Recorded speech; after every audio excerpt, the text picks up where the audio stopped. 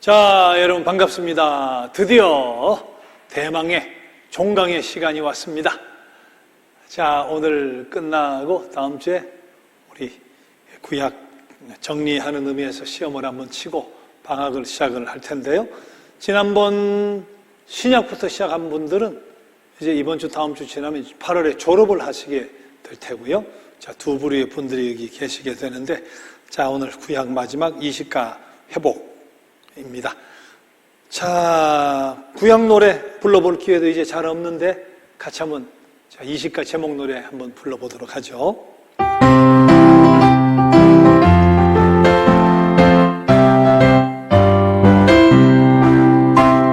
천지창조 하나님의 의도, 구조와 축복의 선언, 약속된 축복에 대한 간절한 꿈, 축복을 위한 통일, 돌아간 민족 축복에 대한 보증, 감당할 힘 가나안 정복, 위협에 대처하는 사사들, 블레셋의 위협 통일 왕국, 축복에 대한 회상 붕괴되는 남북 왕국 앞을 바라보며 도로 생활 하나님의 심판 역사, 이식과는 회복.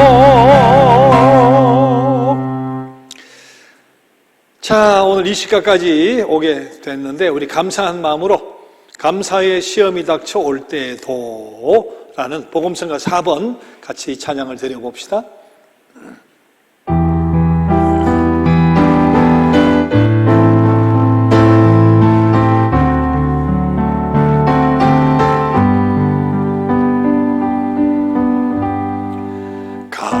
감사해 시험이 닥쳐올 때에 주께서 인도하시니 두려움 없네. 또 감사해 고통이 찾아올 때에 주께서 지켜주시니 승리하리라.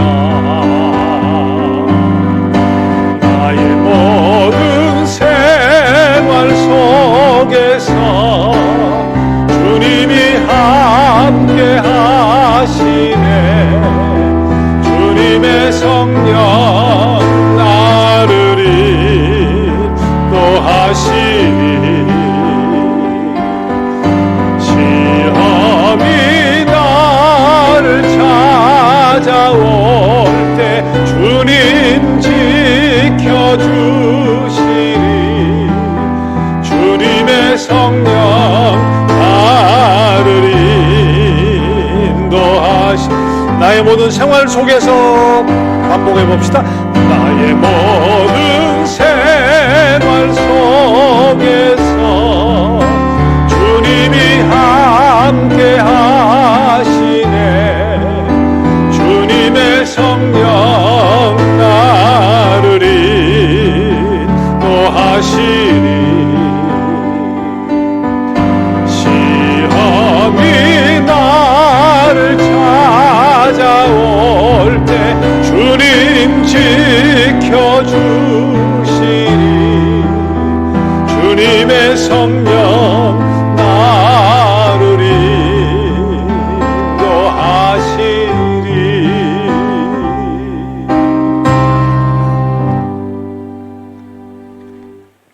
자, 기도드리고 시작하겠습니다.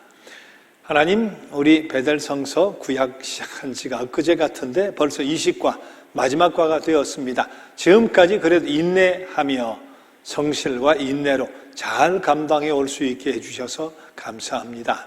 오늘 마지막 20과와 더불어 그동안 공부한 모든 것들을 총정리하는 이 시간, 모든 것이 명확하게 잘 기억나게 해 주시고 이것이 오랫동안 주님 부르시는 그날까지 내 머릿속에, 마음속에, 생각 속에 꼭 각인이 되어 있을 수 있게 해 주셔서 언제나 꺼내서 쓸 수 있는 능력의 검과 같은 무기가 되게 하여 주시옵소서.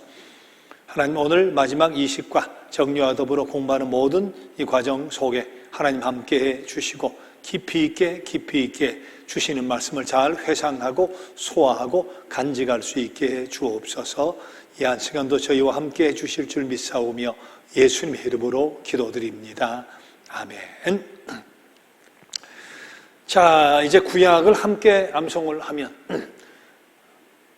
졸업할 때 같이 암송하는 분이 이제 계시긴 하겠지만 아마 다시는 우리 함께 암송할 기회는 아마 없을 거예요. 자, 태초에 한번 해봅시다. 시작. 태초에 하나님이 천지를 창조하시니라. 창세기 1장 1절 말씀. 하나님이 자기 형상 곧 하나님의 형상대로 사람을 창조하시되 남자와 여자를 창조하시고. 창세기 1장 27절 말씀. 여호와 하나님이 땅의 흙으로 사람을 지으시고 생기를 그 코에 불어넣으시니 사람이 생명이 되니라. 창세기 2장 7절 말씀. 내가 너로 여자와 원수가 되게 하고 내 후손도 여자의 후손과 원수가 되게 하리니 여자의 후손은 내 머리를 상하게 할 것이요 너는 그의 발꿈치를 상하게 할 것이니라. 창세기 3장 15절 말씀. 내가 너로 큰 민족을 이루고 내게 복을 주어 내 이름을 창대하게 하리니 너는 복이 될지라. 너를 축복하는 자에게는 내가 복을 내리고 너를 저주하는 자에게는 내가 저주하리니 땅의 모든 족속이 너로 말미암아 복을 얻을 것이라. 창세기 12장 2절 3절 말씀. 너는 여호와 내 하나님의 성민이라. 여호와 하나님께서 내 하나님 여호와께서 지상 만민 중에서 너를 자기 기업의 백성으로 택하셨나니. 신명기 7장 6절 말씀. 내 조상들도 알지 못하던 만나를 광야에서 내게 먹이셨나니 이는 다 너를 낮추시며 너를 시험하사 마침내 내게 복을 주려 하심이었느니라. 신명기 8장 16절 말씀. 이 율법책을 내 입에서 떠나지 말게 하며 주야로 그것을 묵상하여 그 안에 기록한 대로 다 지켜 행하라. 그리하면 내 길이 평탄하게 될 것이며 내가 형통하리라. 여호수아 1장 8절 말씀. 만일 우리가 우리 죄를 자백하면 그는 미쁘시고 의로우사 우리 죄를 사하시며 우리를 모든 불의에서 깨끗하게 하실 것이요. 요한 1서 1장 9절 말씀. 만일 여호와를 섬기는 것이 너희에게 좋지 않게 보이거든 너희 조상들이 강 저쪽에서 섬기던 신들이든지 또는 너희가 거주하는 땅에 있는 아모리 족속의 신들이든지 너희가 섬길 자를 오늘 택하라. 오직 나와 내 집은 여호와를 섬기겠노라. 여호수아 24장 15절 말씀. 사무엘이 돌을 취하여 미스바와 센 사이에 세워 이르되 여호와께서 여기까지 우리를 도우셨다 하고 그 이름을 에벤에셀이라 하니라. 사무엘상 7장 12절 말씀. 사무엘이 이르되 여호와께서 번제와 다른 제사를 그의 목소리를 청종하는 것을 좋아하심같이 좋아하시겠나이까. 순종이 제사보다 낫고 듣는 것이 수량의 기름보다 나으니. 사무엘상 15장 22절 말씀. 사람아 주께서 선한 것이 무엇임을 내게 보이셨나니 여호와께서 내게 구하시는 것은 오직 정의를 행하며 인자를 사랑하며 겸손하게 내 하나님과 함께 행하는 것이 아니냐. 미가 6장 8절 말씀. 주 여호와의 말씀이니라. 보라 날이 이를지라. 내가 기근을 땅에 보내리니 양식이 없어 주림이 아니며 물이 없어 가람이 아니요 여호와의 말씀을 듣지 못한 기갈이라. 아모스 8장 11절 말씀. 우리는 다 양 같아서 그릇 행하여 각기 제 길로 갔거늘 여호와께서는 우리 모두의 죄악을 그에게 담당시키셨도다. 이사야 53장 6절 말씀. 자, 지난 시간 너희가 내게 부르짖으며 내게 와서 기도하면 내가 너희들의 기도를 들을 것이요 너희가 온 마음으로 나를 구하면 나를 찾을 것이요 나를 만나리라. 예레미야 29장 12절 13절 말씀. 자, 너희가 내게 부르짖으며 다시 봅시다. 너희가 내게 부르짖으며 내게 와서 기도하면 내가 너희들의 기도를 들을 것이요 너희가 온 마음으로 나를 구하면 나를 찾을 것이요 나를 만나리라. 예레미야 29장 12절 13절 말씀. 자, 지난번 이 그림은 하나님이 만물을 창조하셨죠? 인간에게 선물로 주셨지만 그러나 지구를 떠난 것은 아니죠. 만물과 연결되어 있고 여전히 만물의 주인이세요. 자, 인간이 어떻게 하는가? 끝까지 가르쳐줘 주시고 깨우쳐도 주시고 예언자도 보내고 기다려도 주시고 하다가 당신의 공의의 저울에 도저히 그냥 지켜볼 수가 없을 정도로 무게가 나가지 않으면 역사 속에 개입해 들어오셔서 심판을 하시죠. 역사가 되었든 나라가 되었든 단체가 되었든 개인이 되었든 마찬가지입니다. 우리 누구에게나 심판은 종국적인 종말적인 심판은 있죠. 하나님의 부름을 받게 되었을 때 주님 다시 오셨을 때 그런 종말의 심판은 다 있습니다. 우리가 구원의 문제에 관한 이 심판을 두려워할 필요는 없죠. 그러나 상급이라고 하는 것, 우리가 어떻게 행했는가에 따라 어떻게 헌신했는가에 따라 상급의 차이는 있을 것입니다. 그러나 우리가 죽을 때, 그때 또 죽은 뒤에 심판만 있는 것이 아니죠. 현세적인 심판이 있습니다. 역사 속에 우리 인생 속에 언제라도 하나님은 개입해 들어오시게 되는데, 자, 이 심판은 부정적인 면이 있고 긍정적인 면이 있죠. 아프고 고통스럽고 시련이니까. 그러나 심판의 긍정적인 면도 있죠. 자, 긍정적인 꽃이 4개와 같이 그런 의미가, 소중한 의미가 있죠. 자, 첫 번째는 뭐죠? 첫 번째. 심판의 긍정적인 의미. 내가 기억이 안 나네. 첫 번째가 뭐예요? 새로운 가치관, 잘못된 그릇된 가치관에서 돌이켜 주시는 거죠. 삶의 타락을 막는 거죠. 그리고 회개하고 돌아와 용서받고 죄 사함 얻도록 하는 거죠. 영벌에서 건지시기 위함이죠. 그릇된 가치관에서 돌이키시려고 삶의 타락을 방지하고 막아주시는 그런 의미가 있죠. 회개하게 하고 영벌에서 건져주시기 위한, 그래서 고통스럽지만, 그래서 부정적이지만 그러나 긍정적인 심판의 고통에 긍정적인 의미가 얼마든지 있게 되죠. 자, 그러나 하나님의 심판을 통해 저런 긍정적인 경험을 할 필요가 없죠. 우리가 알아서 오늘 말씀처럼 설교처럼 우리가 하나님 편에 서고 하나님 편에 서려고 애를 쓰면 굳이 하나님 우리의 삶 속에 심판으로 다가오셔서 우리를 판단하셔야 될 일은 없지 않겠어요? 자,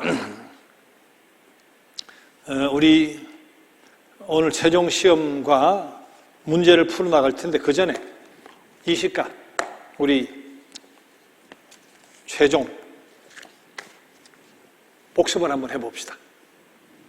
1가부터 10가까지는 여러분들 스토리식으로 연결해서 모든 것을 잘 외우면 된다. 그게 시험을 준비하는 방식이라 그랬어요. 하나님이 세상을 창조하셨잖아요. 만물을 선하게 창조하시죠. 우리 인간에게 선물로 주시죠. 하나님 지구와 연결되어 있으시죠. 여전히 만물의 주인은 하나님이세요. 깃대가 그것을 의미하는 거죠. 인간은 제한된 범위 안에서 자유를 누려야 되죠. 하나님 형상을 따라 지음받은 사람에게 충만하고 정복하고 다스리고 잘 관리하라는 그런 명령을 주십니다. 자, 이런 인간에게 거시는 기대가 4가지가 있죠. 조화죠. 하나님과 자신과 타인과 자연과 조화예요. 인간은 하나님 형상을 따라 지음받았기 때문에 하나님을 바라보고 복종할 수 있는 충분한 능력을 가지고 있었습니다. 하지만 고의적인 반항과 불복종으로 4가지 조화를 다 깨뜨리고 말죠. 그래서 추방입니다.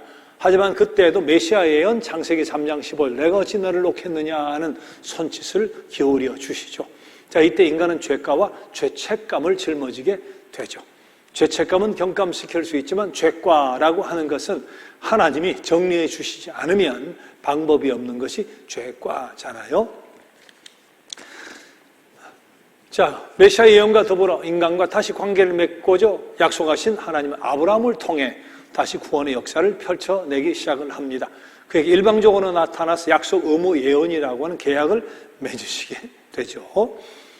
자, 그런 아브라함과 그의 후손들에게는 꿈이 생깁니다. 어떤 꿈이 생깁니까? 밑에 있는 이렇게인가요?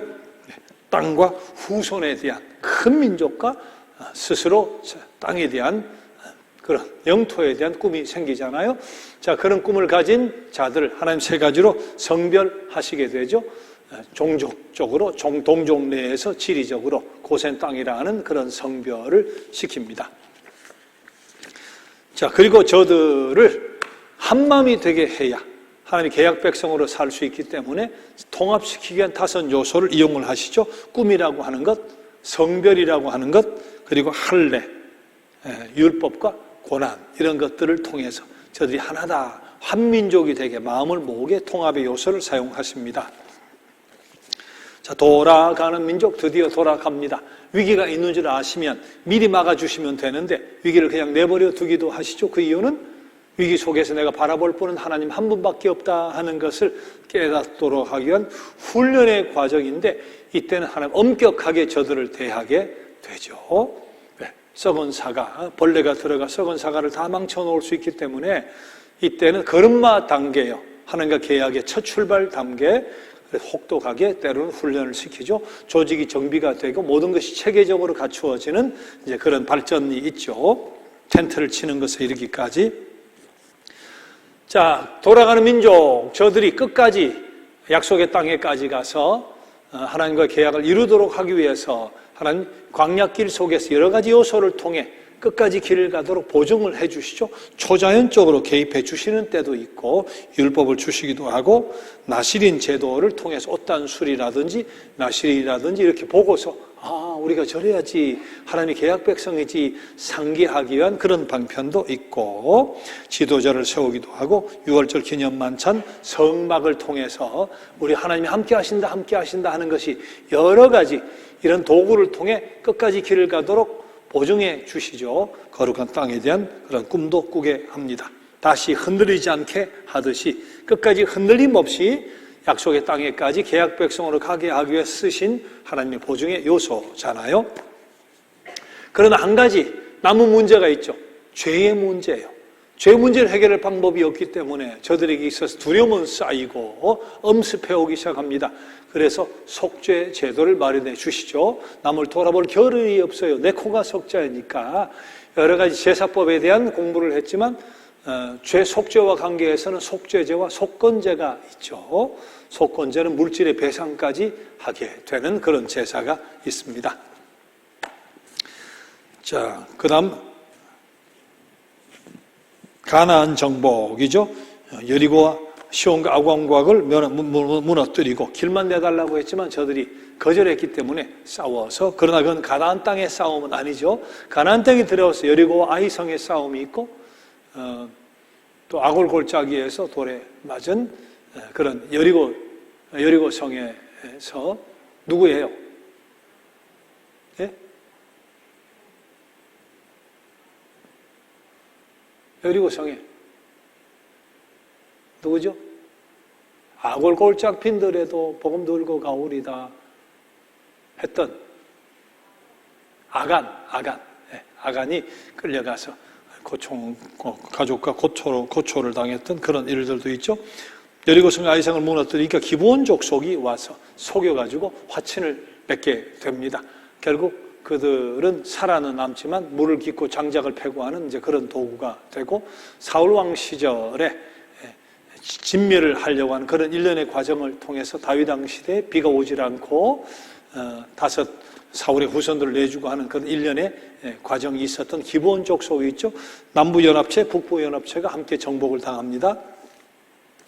자, 그때 여호수아가 오직 나와 내 집은 여호와만을 섬기겠노라 하고 단단하게 맹세를 하지만 세월이 흐르면서 우상을 숭배하기 시작하고 곁길로 가기 시작하면서 여러 나라에 정복을 당하는 아픔을 당하는데, 그때마다 회개하면 사사들을 세워주시죠.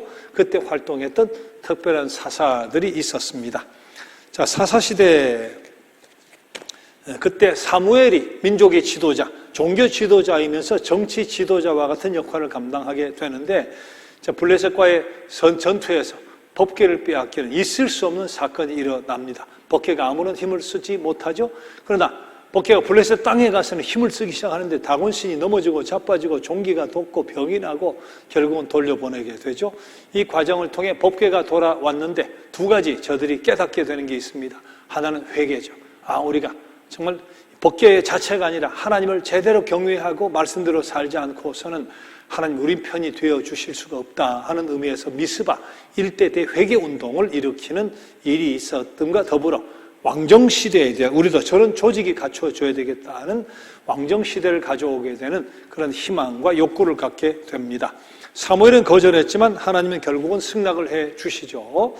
왕은 그때는 하나님이 세우시는 것으로 생각을 했고 사울, 다윗, 솔로몬 각 왕들을 우리가 살펴봤습니다.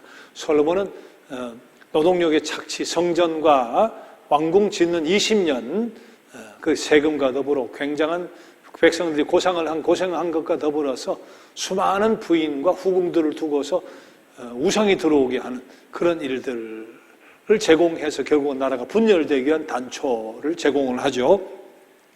가장 존경했던 왕이 이제 다윗 왕이죠.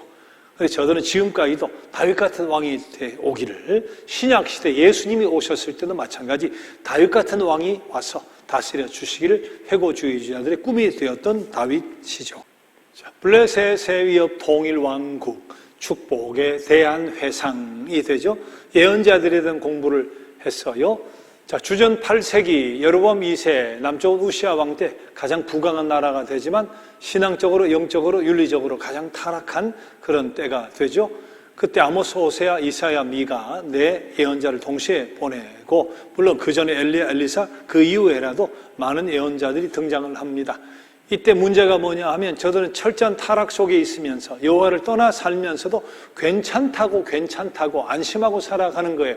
왜? 성전에 제사가 여전히 진행되고 있으니까 5가지 우리에게 꿈을 주셨고 꿈이 이루어진 거룩한 땅에서, 약속의 땅에서 살고 있고 할례를 행했고 율법이 있고 뭐 이러면서 자기들 안전하다고 생각을 하지만 저들은 하나님의 계약을 잊어먹고 있죠.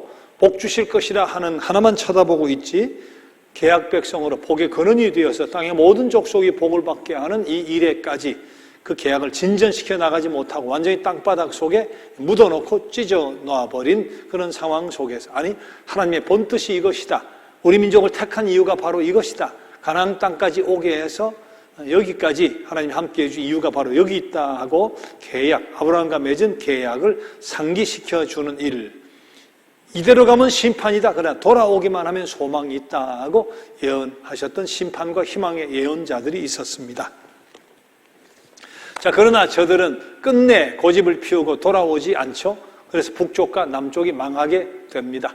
여로보암 2세, 여로보암 첫 시작 북왕국 때, 그때는 베델과 단에다가 예루살렘에 내려가지 못하게 재단도 세우고 하는 그런 일련의 과정으로부터 시작을 하면서 아합과 여호사밧 시대의 딸과 아들의 결혼을 통해 전쟁은 종식되어지고 부강한 나라가 되었다가 결국 망하게 되어지는 그런 역사를 우리가 봤죠. 결국 722년에 아수르에 의해서 망하게 됩니다. 남쪽은 그저 망하게 되었다가 다시 회개하고 소생하게 되는 개혁의 시대를 거치지만 결국은 망하게 되죠. 훨씬 더 오랜 세월 버티긴 합니다만은, 그러나 결국 587년 바벨론에 의해서 망하게 되는 이제 그런 남북왕국의 역사를 보게 되죠. 남왕국, 북왕국이 다 망한 뒤에 바벨론 포로로 끌려가 있을 때 그때 등장했던 예언자 예레미야와 에스겔, 제2 이사야를 비롯해서 그들의 예언자들이 포르게 했던 예언은 뭔가 희망이 하나도 없는 그런 상황 속에서 소망을 이야기해 주는 거죠. 지금 포로 생활 중이니까, 이미 망했으니까, 회개하기 시작했으니까 거기에서 소망의 예언을 하게 됩니다. 그 예언 가운데는 예언한 예언자도 듣는 사람도 당대 이해하지 못했던 그런 이중적인, 삼중적인 예언의 메시지가 가미가 되어 있었죠. 1차적으로는 포로 귀환에 대한 소망이라고 생각했지만 지금 와서 보니까 메시아 예언, 그리스도의 오심에 대한 예언이기도 하고, 어떤 것은 낙원에서 정말 독사굴에 손을 넣어도 물지 않는 영원한 낙원에 대한 그런 종말에 대한 종국적인 그런 예언도 가미가 되어 있었던 것을 우리 이제 와서 보게 되는데요. 다윗의 후손에게서 메시아가 온다, 새 마음과 새 영으로 새 시대가 도래한다, 예루살렘이 높아지고 새 예루살렘이 시작된다, 낙원이 회복된다, 그런 예언이 집중되어 있죠. 남은 자가 되어 돌아가야 된다는 것과 메시아는 고난의 종으로 오신다, 이제 그런 예언들이 바로 포로 시대 예언이라고 볼 수가 있죠. 자, 597, 587. 그 전에 605년까지 하면 1, 2, 3이 되지만 왕이 끌려간 것은 여호야긴과 시드기야 597, 587 결국은 끌려가게 되고 이때 저들이 망령자실해 하면서도 하나님 앞에 의문을 품었던 것이 있죠. 하나님 우리를 버리셨다. 바벨론 신이 더 세다. 이건 조상의 탓이다. 자, 그렇게 생각하는 저들에 대해서 에스겔 선지자를 비롯해서 해석을 해주죠. 하나님 절대로 떠나지 않는다. 이것은 징계다. 그리고 바벨론 신, 상대할 수 없는 전능하신 유일하신 하나님이다. 이것은 너희 조상 탓이 아니라 너희들이 심은 대로 거둔 것이다 하고 회개를 요청하고 남은 자가 되기를 다시 이야기를 하면서 선 자리에서 다시 돌아갈 때까지 복이 되라고 하는 그런 명령을 주시게 되죠. 지금까지 보아왔듯이 남북왕국의 멸망을 통해서도 보아오고 했듯이 하나님 기다리고 예언자를 보내고 끝까지 참으시다가도 어느 순간 공의의 저울에서 도저히 하나님께서 용납할 수 없을 정도가 되면 민족이든 개인이든 역사 속에 개입해 들어와 심판하신다는 것을 남북왕국의 멸망을 통해 보게 되기도 하고 저들이 회복되어 돌아가는 귀환을 통해서 역사 속에 하나님이 언제든지 진입하시는 개입해 들어오신 분이다 하는 것을 다시 한번 확인을 했죠. 하나님의 심판은 종국적으로 되어질 뿐만 아니라 현세도 행해지는데 심판에 부정적인 면이 있고 또한 아프지만 긍정적인 면이 있죠. 그럴 때 가치관에서 돌이켜 주시니까 삶의 타락을 막아 주시니까 회개하고 용서받게 하시니까 영벌에서 건져 주시는 그런 심판의 긍정적인 면도 있다 하는 것을 우리 공부를 했고, 자, 오늘 마지막 20과 공부를 하겠습니다. 자, 하기 전에 시험 문제 오늘 짧진 않은데 시험 문제를 쭉 풀어보고 마지막 거를 하겠습니다. 자, 시험 7번.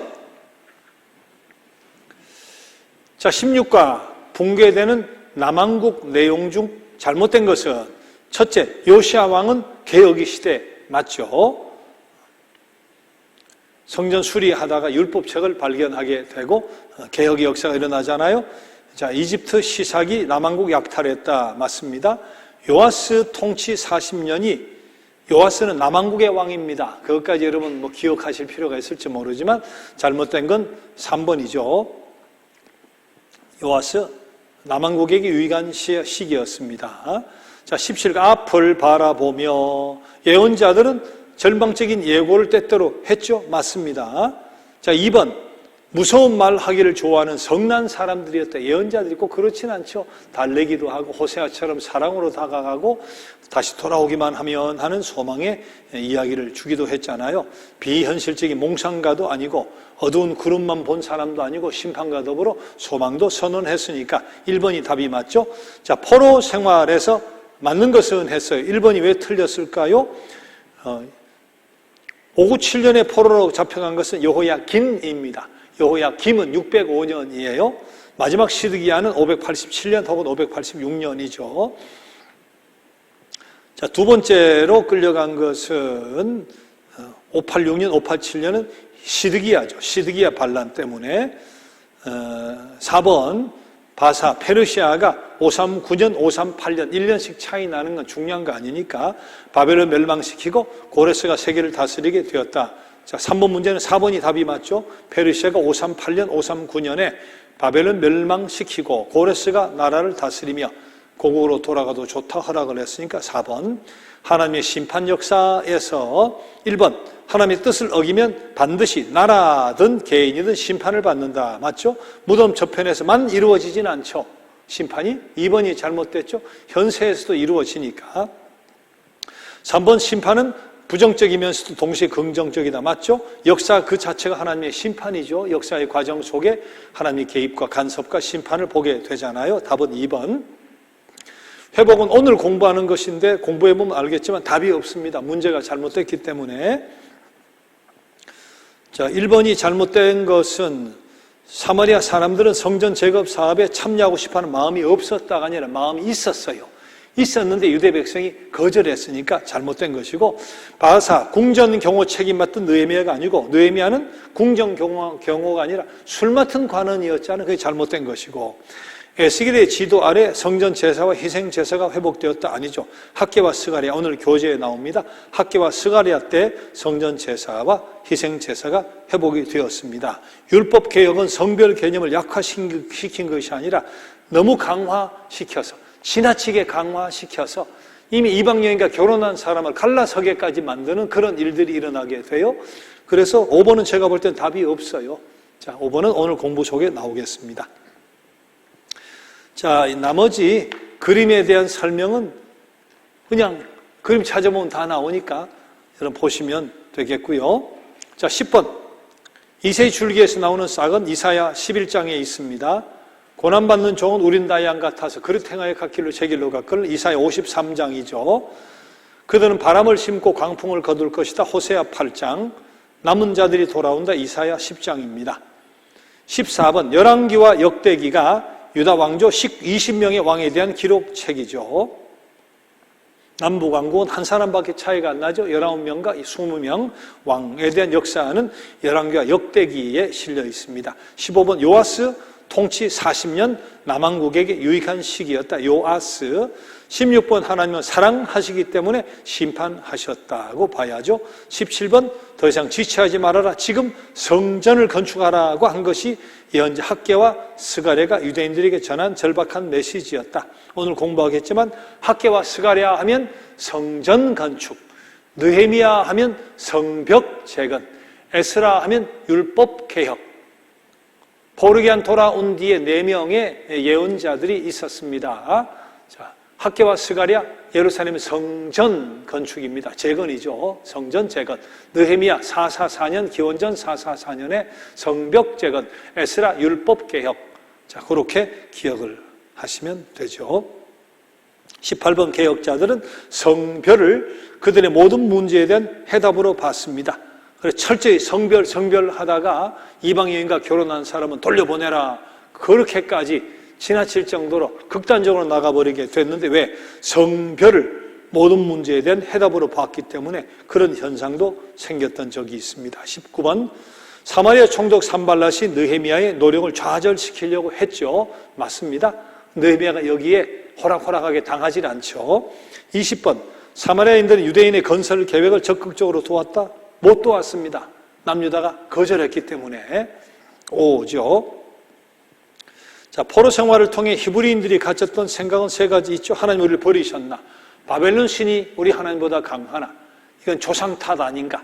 그 3가지가 포로 생활에 히브리인들이 가졌던 생각 혹은 의문이라고 할 수가 있겠죠. 자, 최종 시험으로 가서 1과부터 20과까지 한 과에 한 문제씩 실려 있는데, 자, 복습을 한번 해봅시다. 천지 창조 1번. 성서의 메시지는 본질적으로 종교적인 것이지 과학적인 것이 아니다. 우리가 그렇게 접근해야 되죠. 종교와 과학이 싸우는 것이 아니다 하는 것을 생각해야 됩니다. 창조는 선합니다. 3번. 무제한적인 자유 추구가 가능하다가 잘못된 거죠. 제한된 범위 아래서 자유 추구가 가능한 거니까 3번이 잘못이죠. 하나님 만물의 소유권을 주장하신다. 맞죠? 답은 3번. 하나님의 의도에서 맞는 것은 1번이죠. 성서는 많은 문학적인 자료를 이용하여 그 메시지를 전달한다. 시, 산문, 우화, 논설, 신문, 기사체 여러 가지 방법을 통해 메시지를 전달하잖아요. 자, 2번은 왜 틀렸을까요? 조화의 유지는 인간 간의 협동과 이해에 전적으로 의지한다가 아니죠. 조화의 유지는 뭡니까? 하나님만 바라보면. 인간관계가 아니라 하나님과의 관계 속에서 조화 유지가 가능하죠. 하나님만 바라보고 순복하면 4가지 조화가 가능한 거니까.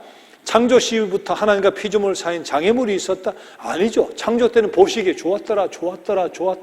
장애물이 하나도 없었어요. 4번째, 성서의 말씀은 문자적 해석이 필요하다. 그런 경우가 있죠. 안식일을 성일로 지켜라. 내 부모를 공경하라. 문자적으로 해석이 필요하지만 상징적인 경우도 많습니다. 그래서 이걸 문자적으로 해석해야 되느냐, 상징적으로 그 뒤에 숨겨진 의미가 무엇인가를 생각해 봐야 되느냐를 구별을 해야지 모든 성경을 문자적으로 해석하면 안 되죠. 위험한 때가 있죠. 자, 이번에 답은 1번입니다. 부조와 죄과 죄책감은 같은 것이다. 다르죠. 죄책감은 경감시킬 수 있고 죄과는 하나님이 부과하는 것이니까 같은 것이 아니니까 틀렸고, 2번 하나님을 떠난 인간은 하나님과의 부조화만 경험한다가 아니죠. 자연과 나 자신과 연쇄적으로 4가지 부조화를 다 경험하게 되는 거니까 인간은 사법부의 판결로 죄과에서 자유로울 수 있다. 죄과에서 자유로운 것은 누구도 못 해줍니다. 하나님만이 우리의 죄과를 해결해 주셔야 되는 거죠. 그래서 예수 그리스도가 오시고 그 피의 공로로 우리의 죄과를 해결해 주신 거니까 답은 4번이죠. 죄란 무엇인가? 인간의 고의적인 반항과 불복종이라고 하자. 우리 그렇게 이야기했죠. 죄는 고의적인 반항과 불복종. 3번에 4번이 맞죠. 축복의 선언, 약속, 의무, 예언. 자, 하나님의 승리의 계획은 계약으로 시작이 됐죠. 맞습니다. 하나님 일방적으로 계약하시잖아요. 그 계약은 약속, 의무, 예언으로 되어 있죠. 2번 맞죠? 3번 아브라함은 완전한 신앙 의인이었다. 이건 틀렸죠. 아브라함이 완벽해서 선택한 것은 아니다. 우리 이유를 모르죠. 영적인 안테나 이야기를 우리가 했던 적은 있습니다만은, 자, 그래서 답은 3번입니다. 5가 축복에 대한 간절한 꿈에 맞는 것은 1번 맞죠? 아브라함의 아버지 데라는 통속적인 신앙을 가지고 있었습니다. 그는 하나님을 몰랐어요. 우상 숭배하는 통속적인 신앙을 가지고 있었죠. 아브라함도 하나님을 만나기까지는 역시 그런 신앙을 가지고 있었습니다. 1번이 맞죠? 2번이 왜 틀릴까요? 이스라엘 사람들은 이방인과의 결혼으로 여호와 신앙을 전파하였다. 안 되죠. 종족적인 성별을 유지하라 하는 것이 초창기 하나님의 명령이었으니까. 이스라엘 사람들은 모두 신앙 공동체이므로 동족 안에서 성별은 무의미하다. 아니죠. 동족 내에서의 성별도 강조했으니까. 이 야곱 집안은 요셉을 따라 이집트의 수도에서 산 것이 아니라 지리적인 성별 고센 땅에서 살았으니까 1번이 맞습니다. 자, 축복을 위한 통일의 여러 가지 유봉, 절구와 유봉 속의 5가지 그림.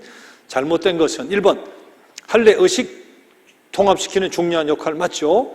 2번 할례 성별 꿈 고난 율법으로 통일, 이것도 맞죠? 3번 할례는 이스라엘 민족만 행했던 의식은 아니다 그랬어요. 다른 인종 중에 소수지만 할례를 행했던 민족들이 있었습니다. 다른 것은 오직 종교적인 목적으로 행한 것은 이 이스라엘밖에 없었다 하는 뜻에서 독특하지, 할례는 이스라엘 민족만이 행했던 것은 아니죠. 지금도 아프리카에 여자들도 할례하는 나라가 있잖아요. 그죠? 그런 거 있죠. 자, 그런 의미에서 3번이 잘못이고요. 자, 7과 돌아가는 민족. 1번 위기는 그의 백성을 신뢰하도록 단련시키기 위한 거죠. 그래서 그냥 내버려 두시기도 했으니까 7번은 1번이 맞습니다. 인구조사는 다윗에 이르러 처음 실시된 건 아닙니다. 왕정시대가 시작되기 전 다윗은 태어나지도 않았던 출애굽 시대에도 인구조사 시켰어요. 그래서 각 족속별로 몇 명인가 규모에 따라 제비 뽑아 가나안 땅에 정착을 시켰으니까 인구조사는 그전에도 있었습니다. 출애굽과 가나안 정착 시대도 있었어요. 사람들이 사생활 보호를 위해 서로 떨어져 살았다. 광야에서 떨어져 못 살았습니다. 밀집되어 살았어요. 밀집되어. 그 범죄가 많기 때문에 여러 가지 계명을 주신 거죠. 가축 막사가 공동 관리대 아닙니다. 공동으로 관리하고 그게 아니죠. 뭐 대충 관리할 수도 없었어요. 그때는 텐트에다가 막 살아야 되니까 그래 엄격한 법이 적용이 됐잖아요. 자, 1번이 맞습니다.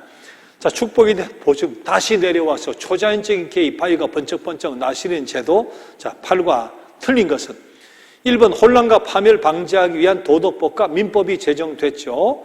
하나님 임재를 부단하게 회상케 하는 것은 할례가 아니고 뭐죠? 성막이죠. 성막. 그러니까 2번이 잘못됐네요. 과거, 현재, 미래 상기시키기 위해서 기념축제를 6월절 같은 기념축제를 하게 했죠. 지도자들도 세웠죠. 답은 2번입니다. 축복을 감당할 힘, 속죄 제도에 대해서 잘못된 것 1번 이스라엘 악이 싫지 않은 세계에 살았다. 맞죠? 죄 용서에 대한 선언이 속죄의 중심이죠. 속죄의 중심은 뭡니까? 피를 흘리면서 양들이 죽어갈 때 죄 용서, 죄 용서. 그것이 제사의 핵심이 맞죠? 3번이 잘못됐죠. 죄 문제 해결 없이도 축복의 근원으로서 역할은 감당할 수 있다. 아니죠. 죄 문제가 해결이 안 되니까 남을 돌아볼 수가 없는 거예요. 3번이 잘못됐습니다.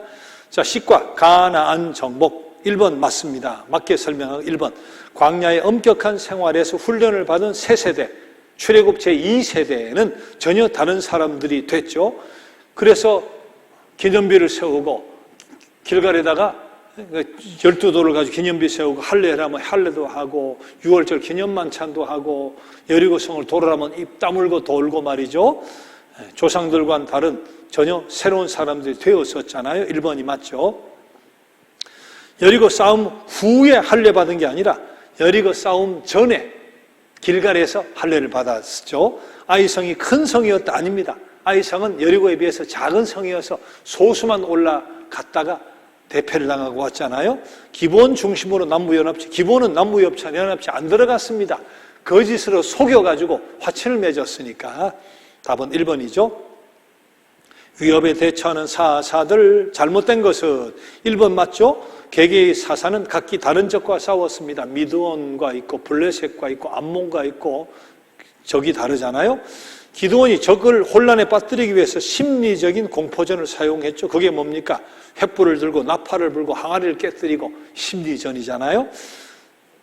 이스라엘 적을 심판의 도구로 사용하신 것처럼 사사들을 구원의 도구로 사용했다. 맞죠? 네 번째가 잘못됐죠. 점령한 땅은 먼저 점령한 지파가 차지했다가 아니라 제비를 뽑아서 4번이 잘못됐습니다. 블레셋의 위협 복개 빼앗긴 사건 맞게 설명한 것은 1번 게릴라전에 능숙한 소규모 집단이었다. 블레셋은 철병기를 가진 강력한 대규모의 집단이었잖아요. 복개는 하나님의 영이 늘 함께 하셨기 때문에 전쟁터에 복개 가져갔을 때 이스라엘은 늘 승리했다. 승리 못하고 복개 빼앗겼잖아요. 이스라엘이 복개를 가져오자 블레셋이 코웃음을 쳤다. 아닙니다. 두려워서 떨었어요. 자, 답은 4번이죠. 사무엘은 이스라엘의 패배가 하나님을 배신한 데서 온 것이라고 선언을 했고 그래서 복개가 돌아온 뒤에 미스바 회개 운동이 일어났으니까 답은 4번입니다. 자, 13과 통일 왕국 사울 다윗 솔로몬 맞게 설명한 것은 1번입니다. 사울이 자기 직권에 속하지도 않은 제사장 임무를 수행한 적이 있죠. 블레셋과의 전투에서. 그러다가 버림받고 아말렉과의 전투에서 토실토실한 거 남겨놓았다가 다윗을 죽이려고 했다가 결국은 버림을 받습니다. 1번 맞죠? 자, 레위 지파가 야곱 시대부터 늘 여러 부족 중에 우위를 차지하지는 않았죠. 우위를 차지한 것은 유다 지파가 우위를 차지했죠. 가나안 땅에 땅을 받을 때도 유다 지파가 땅을 받고 메시아도 유다 지파를 통해 오잖아요. 사울이 블레셋 사람들의 손에 의해 죽었을 때 다윗이 기뻐하였다. 아닙니다. 조가를 지어서 불렀습니다. 애가를 지어서 불렀어요. 사울 군대의 지휘관이었던 요압은 사울 군대의 지휘관은 아브넬이죠. 요압은 다윗 군대의 지휘관이니까 답은 1번입니다. 축복에 대한 회상 밑에 다 찢어먹고 복주리라 하고 이리 안고 문제없다 하고 있던 축복에 대한 회상 잘못된 것은 1번 맞죠? 사울 치하에서 통일을 이루었습니다. 초대 왕이니까. 다윗 치하에서 정치 종교적인 우위를 확보했죠. 솔로몬 치하에서 부강을 이룬 것은 맞죠. 이스라엘 선민으로서 책임을 돌보지 않았습니다. 그래서 예언자들이 투입이 된 거죠. 맞죠? 예언자는 이스라엘의 제도와 전통이 그의 종교가 되어버린 것을 알았다. 그래서 그 잘못을 지적하죠. 4번이 잘못됐죠. 아모스는 할례가 미신의 대상이 되었음을 지적했다 그랬는데 아모스는 정의를 강같이 정의를 강물같이 그것을 외쳤던 사람이고 할례가 미신의 대상이 되었음을 지적했던 예언자는 예레미야입니다. 이런 것까지 맞출 필요는 없겠죠. 외울 수도 없을 테고. 자, 북왕국의 멸망에 대해서 맞게 설명한 거 1번 다윗은 자기 아내로 삼은 여러 여자들의 신들에게 선심을 베풀었다. 이거는 사울 다윗 솔로몬 가운데 솔로몬이 그랬죠. 솔로몬이 우상이 막 들어오게. 여로보암 1세는 예루살렘을 예배의 중심지로 강조하지 말아야 되겠다고 생각을 했죠. 맞죠? 그래서 베델과 단에 성전을 지은 거니까 2번이 맞습니다. 여로보암 1세가 이스라엘 모든 왕 중에 가장 악명 높은 왕이었다. 가장 악명 높은 왕은 아합 왕이죠. 여호와의 종교를 놓고 봤을 때 아합 왕이죠. 아모스와 호세아는 번영의 시대를 하나님께 찬양했다가 아니라 번영의 시대에 투입돼 가지고 경고하고 심판을 선언했으니까 답은 2번입니다. 남왕국의 멸망을 봅시다. 잘못된 것은이에요. 자, 1번 맞죠? 이집트 군대가 북왕국은 시리아 아람이 가까워서 거기에 고통을 당하고 남쪽은 이집트가 가까워서 여로보암 1세 누구죠? 르호보암 때죠. 이집트가 와서 유다의 보물을 털어가지고 솔로몬의 방패까지 재물을 싣고 간 일이 있죠. 여호람은 그의 부친을 계승하여 왕이 되는 영적으로 타락해서 유다를 파멸의 위기로 몰아넣었다. 맞죠? 왕국의 영적인 무너에 대해 경고한 사람은 이사야, 미가였다. 맞습니다. 네 번째가 잘못됐습니다. 율법 개혁을 한 사람은 요아스가 아니라 이름이 비슷할 뿐이지 요시야죠. 요시야입니다. 앞을 바라보며 포로기 예언자, 잘못된 것은 1번. 자, 이때 포로기 예언자들이 시온산이 높임받을 것을 예언했죠. 유다 지파에 속하는 다윗 왕이 되었을 때 왕의 홀이 그 임자에게 주어졌다고 생각을 했고, 다윗 같은 왕이 오기를 원했고, 메시아에 대한 희망의 불꽃은 포로 기간을 통해서도 줄곧 꺼지지가 않았죠. 예언자들도 메시아 예언을 했습니다. 잘못된 것은 4번. 예언자들은 이스라엘 사람들에게 늘 희망을 주는 메시지를 전했다. 예언자들이 희망만 주는 것이 아니라 두 개가 동시에 있죠. 심판과 희망. 심판을 선언하고 그리고 돌아오면 소망이 있다고 희망을 선언하고 했으니까 늘 희망을 주는 메시지를 전한 것은 아니니까 4번입니다. 자, 포로 생활 중 맞게 설명한 것은 포로 생활에서 겪은 깊은 실망과 슬픔은 호세아서에 잘 나타나 있다. 깊은 슬픔은 호세아는 포로 생활에는 관계없어요. 기원전 8세기잖아요. 기원전 8세기 예언자니까 아모스, 호세아, 이사야, 미가. 자, 포로 생활에는 그들은 없었을 때니까 이때 실망과 슬픔은 예레미야죠. 예레미야가 눈물의 예언자라고 불리잖아요. 자, 2번은 맞죠? 여호야김의 반란으로 연달아 일어난 반론의 신화가 됐습니다. 여호야김이 반란을 일으키고 여호야긴이 반란을 일으키고 시드기야가 반란을 일으키고 연속 3번 반란을 일으키다가 끌려가고 그리고는 망해버리고 말죠. 반란의 첫 시작이 여호야김으로부터 됐으니까 그것은 맞습니다. 예레미야는 포로로 잡혀가지 않고 유다에 남게 되었다. 바벨론 포로로 잡혀가지는 않았지만 예레미야가 남아있다가 이집트의 포로로 끌려가는 그런 일들이 생기죠. 애굽으로. 예언자들은 포로 생활이 조상들의 범죄라고 선포하지 않았죠. 백성들이 그렇게 믿고 싶었지만 아비의 신포도주가 어떻게 아들이 이까지 시냐 하고 예언자들은 조상들의 범죄가 아니라 너희 죄다고 이야기했으니까 18번은 2번이 답이죠. 19가 하나님의 심판으로서의 역사 봅시다. 잘못된 것은 1번 하나님 세계에 대하여 자신의 계획을 가지고 계신다. 맞죠? 하나님 미온적인 사랑을 가진 감상주의자가 아니다. 맞죠? 심판은 현세에도 행해진다. 맞죠? 네 번째가 잘못됐죠? 하나님 인간들의 삶을 구경하시는 구경꾼이시다. 아니죠. 역사의 주인이신데 친히 역사는 하나님 일하시는 무대잖아요. 자, 마지막 회복. 오늘 공부를 해야 될 일이지만 먼저 봅시다. 맞는 것은 1번 이집트를 정복한 바벨론은 칙령으로 유다를 해방시켰다. 포로귀환을 시킨 것은 바벨론을 멸망시키고 포로귀환이 가능하게 한 것은 이집트가 아니고 어느 나라죠? 바사, 페르시아잖아요. 페르시아 바사가 기원전 538년 바벨론을 멸망시키고 유다를 해방시켰으니까 페르시아 바사의 고레스 왕이었잖아요. 두 번째, 사마리아 사람들은 성전 재건에 참여하기를 원했다. 맞죠? 원했습니다. 유다가 거절했지만 원하긴 했습니다. 맞습니다. 사마리아 총독이었던 느헤미야가 성전 재건의 우호적이었다. 느헤미야는 성전 재건과는 관계가 없습니다. 성전 하면 누구라고요? 학개와 스가랴. 그렇게 나와야 돼요. 성벽 하면 느헤미야. 율법 개혁하면 에스라. 그렇게 나와야 되죠. 성전하고는 사마리아 총독 느헤미야 관계가 없습니다. 성벽 재건과 관계가 있으니까 개혁자들은 사마리아의 화해를 모든 문제 해답으로 보았다. 개혁자들은 화해가 아니라 성별을 모든 문제 해결로 봤죠. 사마리아가 우리가 화해하면 하나님 기뻐하실 것이다. 개혁자들이 그렇게 이야기하지 않았습니다. 성별되어야 된다. 그걸 모든 문제 해답으로 봐서 아주 극단적인 일들도 명령을 하게 되죠. 자, 그 다음 그림에 대한 해석은 교재 보면 나오니까 그림을 보시고 여러분 보시면 되겠습니다. 41번부터 자, 41번 축복의 근원 하면 12장, 창세기 12장이죠. 하나님 악을 선용하신다. 창세기 50장이라고 합시다. 하나님의 축복의 조건이 따른다. 출애굽기 19장, 안식년과 희년, 레위기 25장, 야곱에서 나온 별, 민수기 24장, 이건 뭐 아무 의미가 없는 문제들이에요. 하나님을 시험해서는 안 된다. 신명기 6장, 이거는 주너의 하나님을 시험하지 말아라 하고 예수님이 이 말씀을 인용해가지고 광야에 40일 금식하신 후에 이 말씀으로 막아내죠. 신명기 6장, 주님이 너희를 다스릴 것이다. 사사기 8장, 솔로몬이 성전 건축하다. 열왕기상 6장 7장, 6에서 7장. 자, 마지막 페이지 49번, 이 새의 줄기에서 한 싹이 나온다. 그것이 바로 메시아 예수 그리스도가 되죠. 이 새. 50번, 다윗에게 주신 영원한 약속이 사무엘하 7장에 나와 있습니다.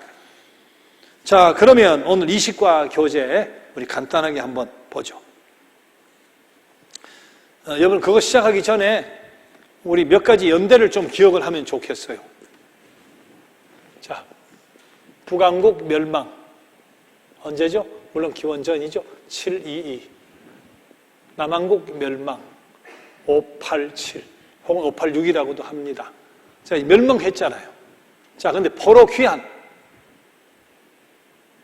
멸망했다가 다시 고국으로 포로 귀환이 언젠가 538. 요거는 요 정도는 외워야 돼요.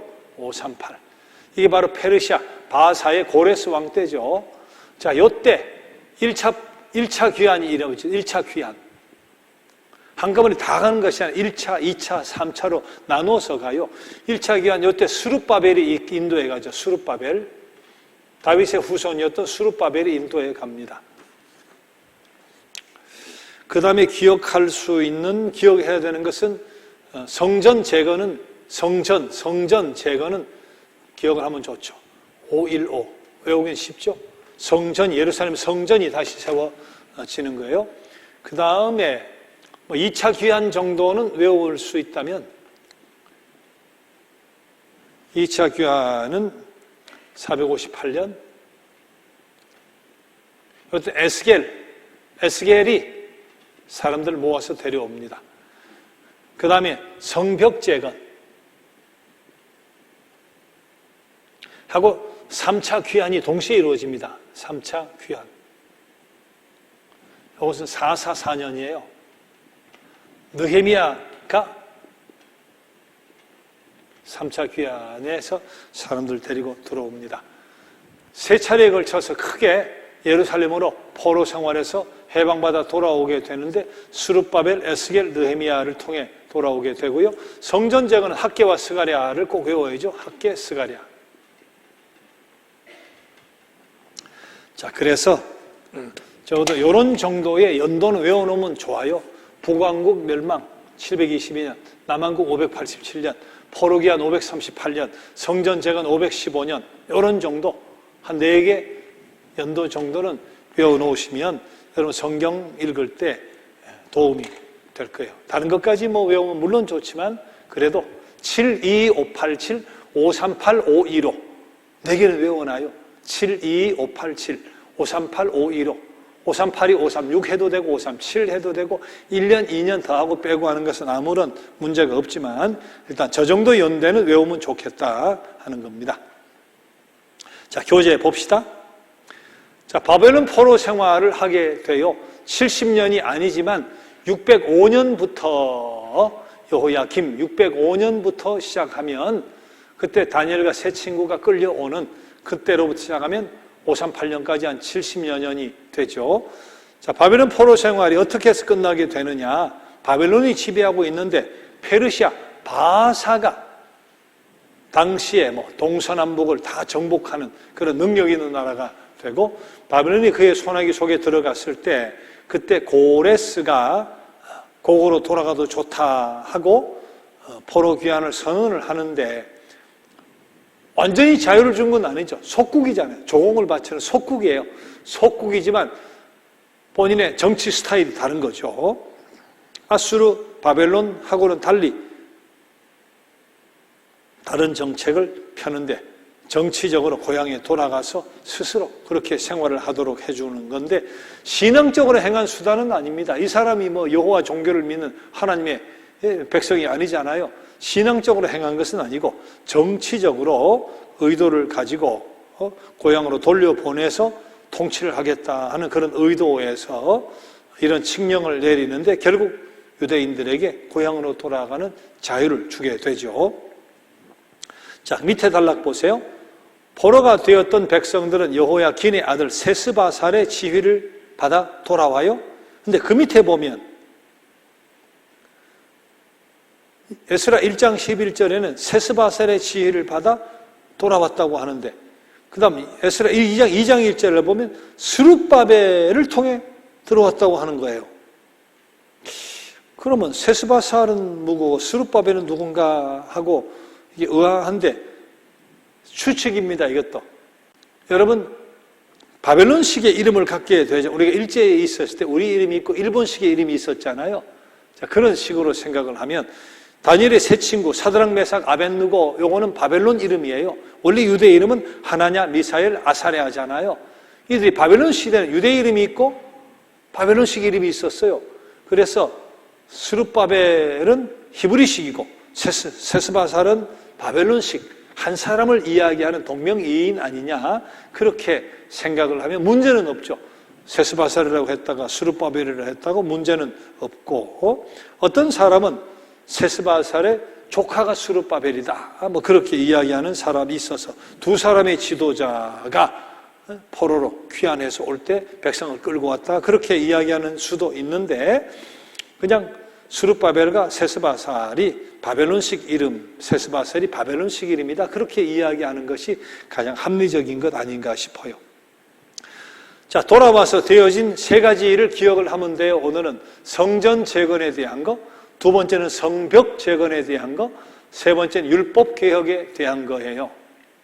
그림부터 먼저 한번 보면 사이러스, 영어로 사이러스입니다. 우리 성경 고레스죠, 고레스. 자, 바벨론의 왕을 상징하는 그림입니다.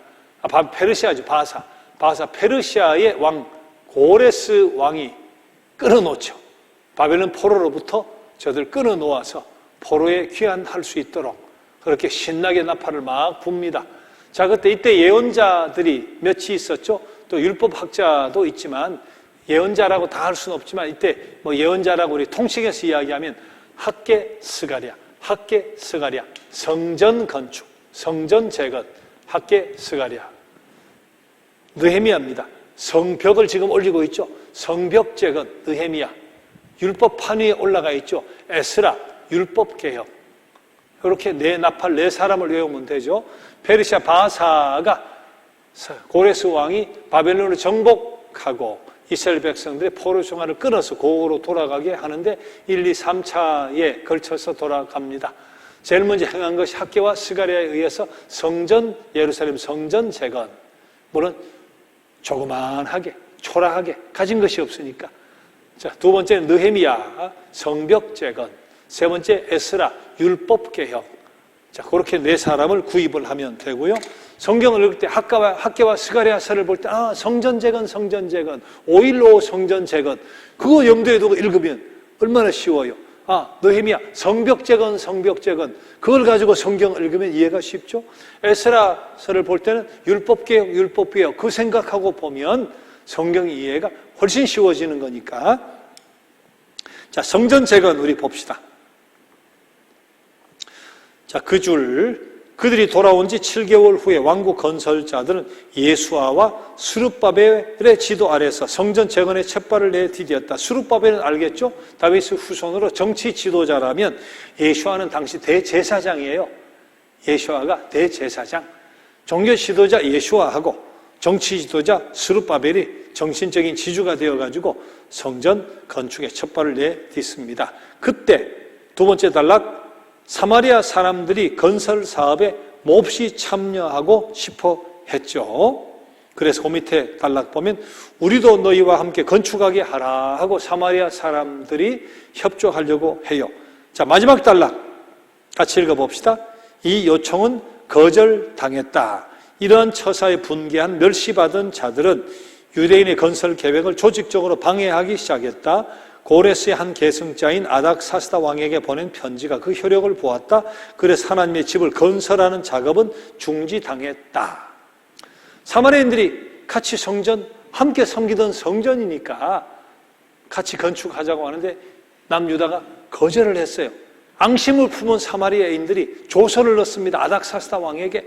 이거 그냥 내버려두면 이 옛날부터 이 반란군들이고 말이지, 스스로 독립하려고 하고, 그리고 조공도 안 바치고 세금도 안 바치고 쿠데타를 일으킬 것이다. 못 먹는 감 찔러나 보자고.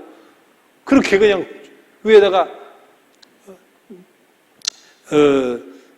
그 보낸 편지를 보내는데, 아닥사스다는 그 내용을 그대로 받아들여요. 그래가지고 16년 동안 성전을 짓다가 중지가 돼요. 16년 동안.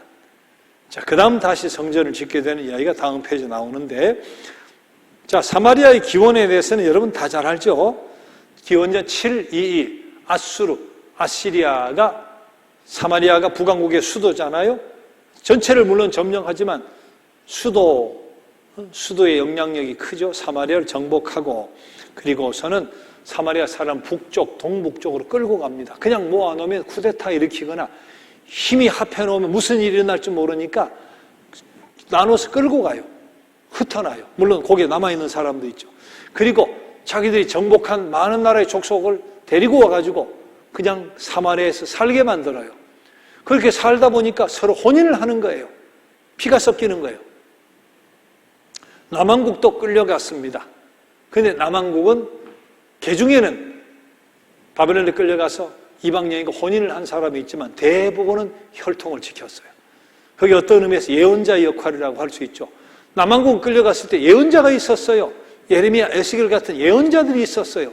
회개하게 하고 메시아의 예언을 주고 돌아오라고, 남은 자가 되라고 하고 말이죠. 네, 그렇게 예언자가 있었어요.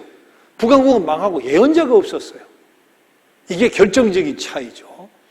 그래서 남왕국은 회당도 짓고 신앙을 유지하고 혈통도 유지하고, 자, 그래서 같이 포로로 끌려간 건 마찬가지지만 예루살렘에 돌아왔을 때 혈통이 유지가 됐잖아요. 사마리아는 혈통이 섞여버렸잖아요. 그래서 저들이 요청도 거절한 거죠. 너희는 더 이상 피가 섞였으니까 우리 족속이 아니다 말이죠. 거룩한 성에 이방인 피가 묻은 그런 족속들이 와서 예루살렘 성전을 못 짓는다, 거절을 해버린 거예요. 자, 그것이 결국 사마리아의 기원이 되고 무시받고 사마리아를 지나가지도 않고 하는 발단이 바로 거기서 시작을 한 거죠. 또 이렇게 해석하는 사람도 있어요. 어떤 학자들은 사마리아인들은 고향에 남아 있었잖아요. 거기에 있었던 사람, 남아 있었던 사람들이잖아요. 바벨론 포로는 다 끌려갔거든요. 끌려갔다가 물론 남아 있는 사람 소수가 있었지만 남의 나라 가서 고생하고 포로 생활을 했다. 우리 이렇게 고생을 했다, 고난을 경험했다 하는 뜻에서 차별화. 마치 군에 정식으로 갔다 온 사람이 옛날에 방위를 우습게 보듯이 말이에요. 포로로 끌려간 자들이 너는 그냥 여기 있었잖아. 포로로 끌려가 고생 안 했잖아. 그런 의미에서 차별화로 사마리아를 멸시하게 됐다. 그렇게 해석하는 사람도 있지만 그것보다는 혈통의 문제, 그렇게 보는 것이 사실은 옳죠. 자, 이렇게 해방을 놓는 바람에 16년 가까이 성전 건축을 시작하다가 조서 때문에 성전 건축이 중지가 됩니다. 자, 그런데 144페이지 학개와 스가랴가 등장을 하면서 성전 지체하지 말아라, 건축하라 하고 외치기 시작을 하는데, 그때 세왕 다리오가 16년간 중지가 되어 있었지만 어느 날 고레스 왕, 바벨론으로부터 해방시켰던 조상 고레스 왕의 직서를 쭉 확인을 해요.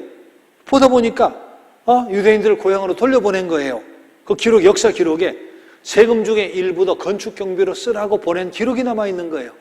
그래서 다리오 왕이 다시 명령을 내립니다. 성전을 건축해도 좋다 하고 명령을 다시 내려요.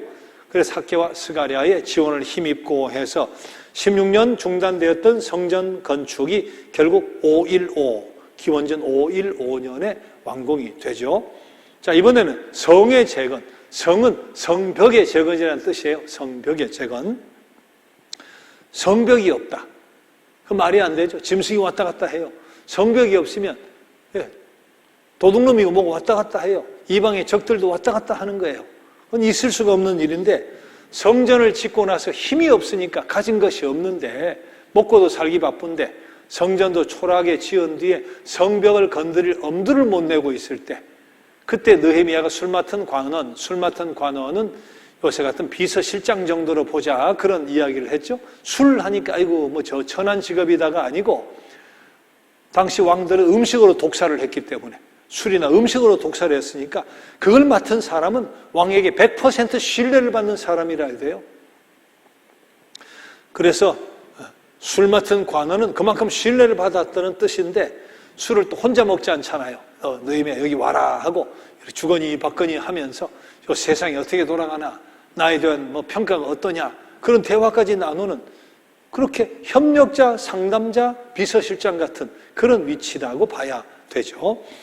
느헤미야가 어떻게 그런 위치까지 이르게 됐는지는 모르지만, 고향이 성전은 간신히 짓고 성벽이 허물은 채로 있다 하는 소식을 듣고서 가슴이 아파서 금식을 하고 기도하고 부탁을 하고, 그리고 여러 가지 자재까지 얻어가지고 가게 되잖아요. 처음 성전 건축 때에도 사마리아 사람들이 회방을 놓아서 16년 중단이 됐는데, 성벽 건축도 회방을 놓습니다. 세 번째 단락 보면 사마리아 총독이었던 산발랏, 암몬의 총독이었던 도비야, 이런 사람들이 뭐 좌절을 시키려고 하고, 또 뭐 변절자를 보내어 가지고 하기도 하고, 조서를 우리가 보낸다 말이지, 우리 그런 거 안 할 테니까 우리하고 한번 만나자, 그렇게 이야기도 하고. 자, 그러나 5차례나 만나자는 서신을 거절을 해버리죠. 그리고 결국은 스마일한 사람 매수해가지고 살해당할 그런 위험까지 암시를 하고 했지만, 느헤미야는 끄떡도 하지 않고 결국은 기도하고, 한 손에는 칼을, 한 손에는 벽돌을 들고 경계해가면서 그렇게 해서 52일 만에 성벽을 재건을 해요. 그 지경이 어떻게 52일 만에 성벽을 재건할 수 있었나? 이유는 요 그림에도 나오는데요. 그림에도 보면, 여러분, 바벨론이 성전 불태워버리고 성벽을 무너뜨릴 때 사각형으로 된 성벽을 돌이 하나도 안 올라가게 다 무너뜨렸겠어요? 전쟁을 그렇게 하는 수는 없죠. 성문만 열면 들어가서 점령을 하는 것이고, 뭐 돌로 공성포라고 하나요? 뭐 깨고 뭐 하다 보면 위에가 허물어지고 깨지고 하는 것이지, 어느 전쟁이 성벽을 다 허물어뜨리는 전쟁이 있겠어요? 이 전쟁 와중 속에 많이 허물어졌다는 거예요. 허물어졌다. 그럼 어떻게 되겠어요? 나머지는 성한 거예요. 그냥 성에 있고, 지저분하긴 하겠지만. 그리고 허물어진 벽돌은 안쪽으로 바깥쪽으로 땅바닥에 널브러져 있는 거예요. 그러니까 가져온 자재와 땅바닥에 널브러져 있는 것을 여기다가 붙여가지고 세우는 거니까, 그래서 이게 52일 만에 그 수많은 회방 속에서 가능했던 것은 이런 형태였기 때문에 성벽 재건이 어떤 곳은 완전히 허물어진 데가 있었겠죠. 자, 그래서 다시 짓는 것에 비하면 힘은 훨씬 덜 들이고 지은 셈이 되죠. 그러나 완벽하게 성벽을 재건한 것은 기원전 44년 느헤미야의 지도하에죠. 자, 마지막 율법개혁하면 누구라고 하자고요? 에스라 율법개혁. 학개와 스가랴의 지도하에 성전이 건축이 됐으니까, 그리고 성전제사와 희생제사가 회복이 되니까 에스라가 나타나서 율법개혁을 합니다. 에스라 7장 11절 보면 학사 겸 제사장 그랬어요. 학사면서 제사장이었다. 성경이 그렇게 기록이 되어 있죠. 자, 그런데 144페이지 제일 밑에 단락, 유명한 이야기죠. 느헤미야서에 있는, 같이 한번 읽어봅시다. 제사장 에스라가 시작. 제사장 에스라가 율법책을 가지고 회중 앞, 곧 남자나 여자나 알아들을 만한 모든 사람 앞에 이르러 수문 앞 광장에서 새벽부터 정오까지 남자나 여자나 알아들을 만한 모든 사람 앞에서 읽음에 뭇 백성이 그 율법책에 귀를 기울였는데, 하나님의 율법책을 낭독하고 그 뜻을 해석하여 백성에게 그 낭독하는 것을 다 깨닫게 하니, 일대 부흥운동이 일어나잖아요. 새벽부터 정오까지 서서 들었다. 참 대단한 그런 회개와 부흥의 역사가 일어나게 한 장본인이 에스라입니다. 자, 근데 문제가 뭐냐 하면, 마지막 145페이지로 가서 율법개혁이 성별을 강조하는 거예요. 성별해야죠. 거룩, 구분이 돼야 되는데, 정반합이라고 하는 거 있죠. 해결의 법칙 가운데 정 갖다가 반작용으로 반 갖다가 둘이 중간쯤 합해가지고 합이 됐다가 거기서 또 반이 생겼다가 정반합이란 말이 있죠. 정반합. 이렇게 해서 끌려가서 바벨론 포로 생활을 하다 보니까 반작용으로 성별을 이야기하는데 이게 지나치게 반작용으로 나와버리는 거예요. 어느 정도까지 성별이 이야기가 되는가? 자, 145페이지 세 번째 줄 읽어봅시다. 이스라엘 역사의 암흑 시기는 항상 선민 생활의 실패와 밀접하게 관련되어 있음을 확신하고 또 새 공동체 안에 이교적인 영향이 스며든 것을 보고 놀란 에스라는 본질적으로 매우 엄격한 새로운 성별 정책을 요구했다. 어느 정도 엄격한가? 그 다음 뭐라 그랬어요? 귀환하던 초기에 외국인 여자와 결혼했던 유대인은 다 이혼할 것을 그는 역설했다. 이런 기록이 있다고 이걸 하나님의 뜻이었다고 할 수 있을까? 에스라서에 그렇게 이야기되었다고 하나님의 뜻으로 받아들이기에는 무리일 거예요. 에스라가 그렇게 했다는 거죠. 에스라가. 물론 제사장이니까 하나님의 뜻에 따라 무엇이 잘못됐는가 하는 것을 회개하고 종용하고 부흥운동을 일으키고 한 것은 사실이고 하나님의 뜻을 잘 전했겠지만 너무 나간 것이 있죠.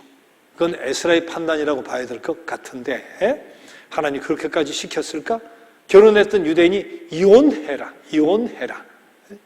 바벨론에서 그런 소수의 사람이 있었어요. 다수는 아닙니다. 소수의 사람이 있었어요. 자, 그래서 그런 명령에 순복하는 자들이 생겨나는, 사랑했음에도 불구하고 잘 살고 있음에도 불구하고 하나님이 율법개혁의 명령에 따라 돌아가라면 바벨론 진정으로 돌려보내는 그런 일들도 실질적으로 일어난 정도의 성별 개혁이 있었던 거죠. 이것을 제가 지나치다고 이야기하는 것은 하나님이 출애굽 과정 속에 동족 간의 성별을 이야기했을 때 그 동기가 무엇인가, 그 뜻이 무엇인가를 생각해 보자는 거죠. 그 뜻이 뭐예요? 그 뜻은 이방 여인과 결혼했을 때 뭐가 들어온다? 이방신이 들어온다. 그것 때문인 거죠. 우상신이 들어온다. 근데 여기는 안 들어오고 저기는 들어오고 하겠지만 그럴 가능성이 크니까 일괄적으로 막아버린 거예요. 출애굽 초창기니까 일괄적으로. 그렇지 않을 사람이 있겠지만 자, 그렇게 되었던 적이 있습니다. 그러나 그것도 동기가 바로 그런 동기였어요. 예배적인 일이 얼마든지 있잖아요. 모세가 이방인과 구스 여인과 결혼해가지고 미리암과 아론이 대들다가 미리암이 일주일 동안 나병에 걸리잖아요. 너 부인이 이방인, 이게 무슨 꼴이냐 말이지, 지도자가. 근데 하나님이 모세 손을 들어주잖아요. 이유가 뭐예요? 모세 새로 결혼한 구스 여인, 십보라가 죽은 뒤에 결혼한 구스 여인은 이미 여호와 종교로 동화가 되어 있는 거예요. 이스라엘 백성이 돼버린 거예요. 출애굽 과정에서 어떻게 왜 따라 나왔는지 모르지만 잡족들도 따라 나왔다고 되어 있으니까 그 속에서 여호와 하나님을 내 하나님으로 모시게 된 거예요. 기적을 경험하고 홍해바다 역사와 만남의 추락이 보면서 하나님을 절대자로 유일한 신으로 이미 예배하게 된 거예요. 문제가 없죠. 거기를 통해 우상이 들어오고 회방받을 일이 없잖아요. 자, 그런 것을 봐야 되지 그런 것을 무조건 율법이다 해서 강제로 싸잡아서 이야기할 수는 없다. 모압 여인 룻도 이야기했잖아요. 보아스가 증조부가 되는데 다윗의 중조 할아버지가 되는데 그 동족 안에서가 아니잖아요. 모압 여인 룻이 아내가 되는 거 아니에요. 거기에서 손주가 다윗, 그 후손에서 예수 그리스도가 오시잖아요. 이방 여인인데 왜 룻이 어머니 하나님이 나의 하나님이고 어머니 죽은 거에 나도 죽고 어머니 묻히는 거에 나도 묻히고 어머니 하나님이 나의 하나님이라 하잖아요. 저 그렇게 됐는데 뭐가 문제가 있겠어요? 우상이 들어올 일이 어디 있어요? 자, 그런 차원에서 봐야 되는데 이미 결혼한 사람을 사실은 보면 정말 절대로 우리가 경험을 하지 않았느냐, 나라가 멸망당하지 않았느냐, 시련을 당하지 않았느냐, 모두가 여호와 종교로 무장을 해야 된다. 이방 여인 결혼한 것은 지금 어쩔 수 없이 가정의 하나가 됐지만도 절대로 우상은 발붙이면 안 된다 하고 여호와의 종교의 신앙으로 그렇게 훈련시켜 갔으면 더 좋았지 않았을까 그런 생각이 드는데 여기에 대한 반작용으로 생긴 것이 요나서다 그렇게 생각을 해볼 수가 있어요. 이렇게까지 가니까 하나님 요나서를 통해 저들을 깨우치려고 주신 것이 요나서다. 요나서가 언제 쓰였나? 포로 전이라고 역사적으로 따져 명칭을 놓고 보면 그렇게 되는데 신학적으로 볼 때 요나서가 이 뒤에 나왔다고 봐요. 왜 이렇게까지 돼버리니까. 요나서가 뭡니까? 니느웨에 가서 복음을 전하라는 거잖아요. 그것도 사랑하라잖아요. 큰 물고기 뱃속에 들어갔다가 가니까 뭐 회의하고 난리가 나잖아요. 이 도성에 12만 명 이방인이라도 이 12만 명과 육축들을 내가 왜 아끼지 않겠느냐. 그런 이방인까지 긍휼히 여기고 사랑하는, 거기까지 복의 근원이 되기를 원하시는 하나님의 뜻. 이건 에스겔의 율법계획과 완전히 다르죠. 이런 성별과는 다르잖아요. 하나님의 본뜻이 무엇인가? 우리끼리만, 유대인끼리만이 아니잖아요. 복의 근원이죠. 땅의 모든 족속이 복을 받게 하는 것. 그것이 아브라함과의 계약이에요. 끊임없는 하나님의 계약이에요. 그것을 상기시키기 위한 방편으로 하나님이 요나서를 주셨다. 그렇게 보면 이해가 훨씬 쉽고 순조로울 수 있다. 그런 이야기를 드려요. 자, 이런 엄격한 성별 정책이 어디까지 오느냐? 예수님 때까지 와요. 예수님 때까지. 안식일에 뭐 만졌다, 미삭을 땄다, 뭐 어쨌다, 병자를 고쳤다. 율법. 성별. 유대. 사마리아는 쳐다보지 않고 개돼지 취급. 성령 임하시면 땅끝까지 했는데도 안 나가요. 예루살렘에서 안 나가요. 오로지 우리 유대인, 오로지 이스라엘, 오로지 성별. 이 잘못되어 있는 거잖아요. 그래서 예수님이 다 흩어놓습니다. 예수님이 어떻게 해요? 사마리아 여인 찾아가요. 가늠한 여인 찾아가요. 삭개오 찾아가요. 성별하면 상종을 하면 안 되는 사람을 찾아다니는 거예요. 하나님이 이스라엘 백성을 선택한 이유가 뭐냐, 율법을 주신 이유가 뭐냐 하는 것을 그렇게 깨우쳐 주는 거죠. 계약 백성이 돼야 된다 하는 것을 깨닫게 해주는 것이 바로 예수님이 하신 일이잖아요. 자, 145페이지 마지막 단락 읽어봅시다. 엄격한 성별 정책을 시작.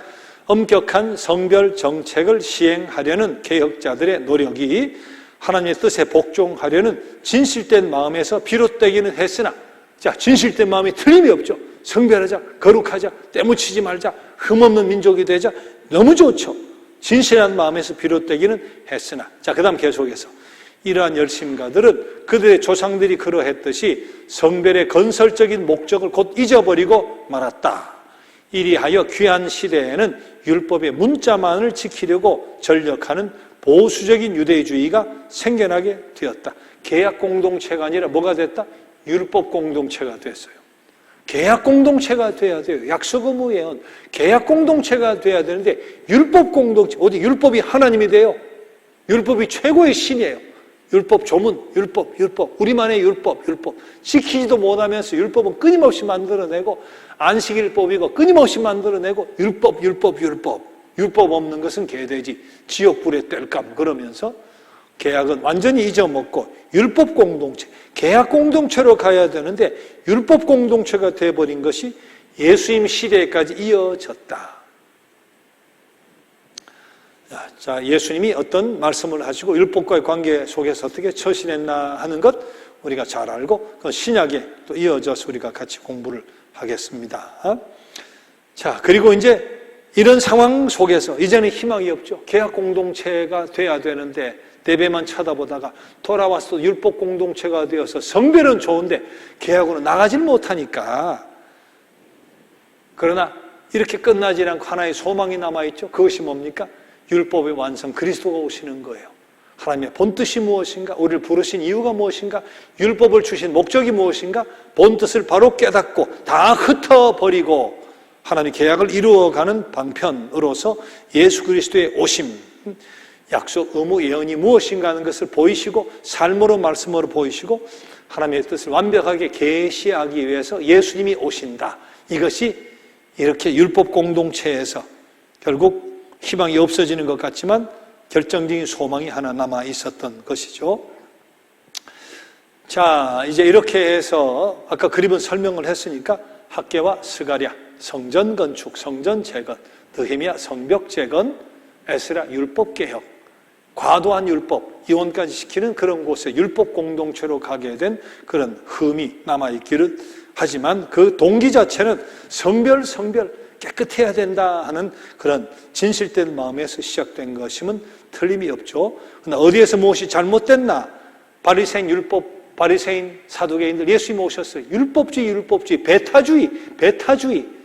그러나 율법의 본뜻이 무엇인가 하는 것을 예수님이 오셔서 완벽하게 의미를 깨닫게 해 주시고 다시 복의 근원이 되게 해 주시는 그런 새로운 역사를 일으켜 주시죠. 자, 드디어 다음 주에 똑같은 이 시간에 지금 영상으로 공부하시는 분도 다음 주일은 1시 45분에 오셔야 돼요. 이름 석자만 쓰고 가시더라도 오셔야 됩니다. 오셔서 우리 같이 시험을 칠 때 시험은 이미 여러 번 말씀드렸죠. 창출림의 신여사, 루사 연령, 마마누요 사르고 성경 66권 목차를 관로 해놓을 거예요. 자, 그럼 거기에다 쓰시는 것도 있고 이 시가 제목 노래 관로 할 겁니다. 천지 창조 관로, 하나님의 의도 그렇게 쓰면 되죠. 자, 그리고 요절 이야기했죠. 요절도 관로 하는 것도 있고 몇 장 몇 절을 쓰시오 하는 것도 있습니다. 뭐 많이 낼 수는 없지만 자, 요절도 있습니다. 1에서 10가까지는 뭐를 가지고 공부하라고요? 아까 그림 설명하듯이 줄거리, 여러분 쓰신 줄거리 그대로만 하면 돼요. 어떤 식으로 나오든지 그 줄거리만 핵심만 연결해서 잘 기억하고 있으면 다 맞을 수가 있고 11가부터 뒤에까지는 그때마다 중요한 거 있잖아요. 연도도 있고 뭐도 있고 그렇게 이야기한 그림에 나오는 중요한 것들을 공부하시면 되겠습니다. 자, 그것과 더불어 마지막 종강 숙제가 있어요. 종강 숙제는 이번에 신약까지 해서 베델 성서를 완전히 마치는 분이 있고 이제 신약을 해야 될 구약을 마치는 분이 있잖아요.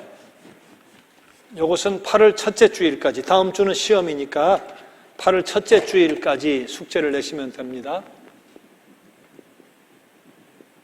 베델 성서 구약 편을 마치며 구약 마치면 이렇게 하면 돼요.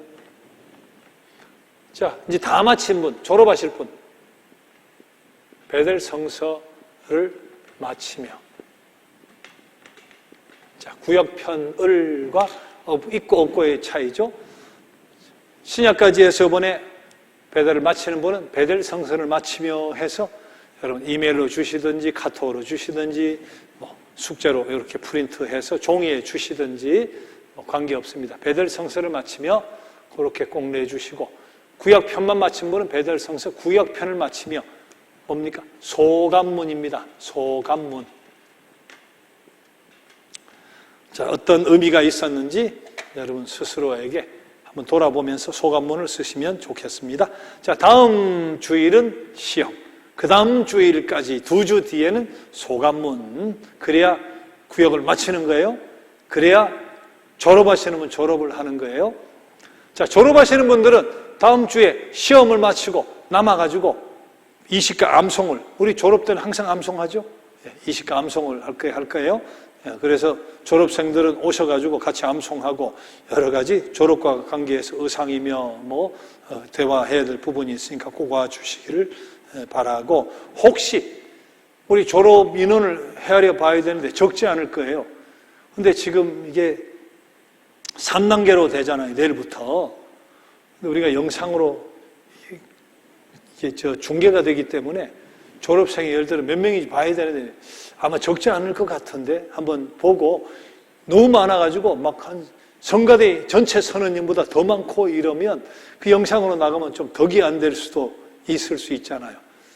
마스크 쓰고 뭐 이렇게 졸업장 하나 받는 거라고 해도, 그래도 이게 정말 덕이 안 되겠다 싶으면 졸업식을 한두 주 연기할 수도 있습니다. 그것은 그때 상황을 보고, 제주도가 어떻게 돌아가나 하는 상황을 보고, 혹시 연기를 하게 되면 문자로 다시 알려드리고 주보를 통해서 알려드리겠지만, 뭐 연기할 필요가 없으면 8월 첫째 주에 소감문 내고 그 다음 8월 둘째 주에 8월 8일에 졸업을 하게 된다 하는 것을 여러분 알아주시면 좋겠습니다. 자, 여러분 수고 많이 하셨고, 자, 드디어 다음 주에 우리 결전의 날에 만나겠습니다. 자, 그러나 찬양 우리 하고 마쳐야죠. 복음성가 5장 같이 찬양을 해봐요. 근데 제가 여러 말씀 드렸는데 이미 잘 알죠? 제가 얼마나 좋은 사람인지. 그래서 뭐 시험 열심히 쳤는데 30점이다.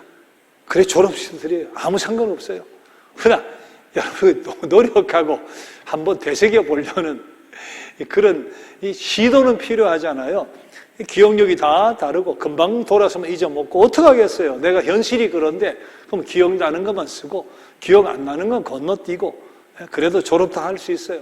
걱정하지 말고 그러나 내 것이니까 내 지혜, 내 삶의 그런 그 양식이니까 할 수 있는 데까지 한번 노력을 해보시고 다음 주 시험은 꼭 같이 오셔서 꼭 치실 수 있도록 해주세요. 자, 우리 5페이지 감사해요 깨닫지 못했는데 하는 찬양을 드리고 마치겠습니다. 복음성가 5번.